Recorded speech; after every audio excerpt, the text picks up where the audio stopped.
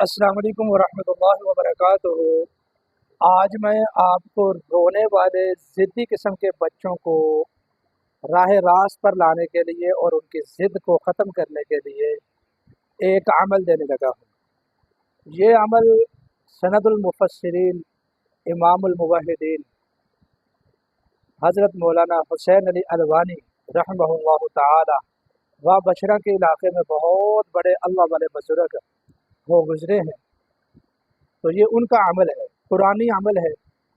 तो अल्हम्दुलिल्लाह ये मैंने एक मरतबा नहीं सैकड़ों मरतबा तजर्बा किया है कि बच्चा जो ज़िद करता है, जो खाना नहीं खाता, स्कूल नहीं जाता, दूध नहीं पीता, चिड़चिड़ापन होता है बच्चों में, रातों को सोता नहीं है, रातों को उठकर रोता है, अपने वालिदैन का उसने सुकून बर्बाद किया हुआ है।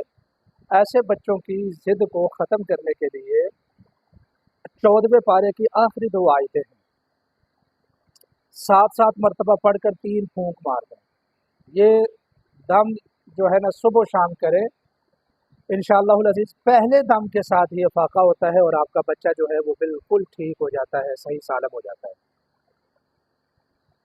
वो आयात एक मरतबा मैं पढ़कर सुना देता हूँ। अऊज़ु बिल्लाहि मिनश शैतानिर रजीम, बिस्मिल्लाहिर रहमानिर रहीम। वस्बिर वमा सब्रुका इल्ला बिल्लाहि वला तहज़न अलैहिम वला तकु फ़ी ज़ैक़िम मिम्मा यमकुरून इन्नल्लाहा मअल्लज़ीना इत्तक़ौ वल्लज़ीना हुम मुहसिनून। सदक़ल्लाहुल अज़ीम। ये आयात हैं, इनको दम करें, इंशाअल्लाह आपका बच्चा फौरी तौर पर ठीक हो जाएगा। जो लोग इस अमल को करना चाहते हैं वो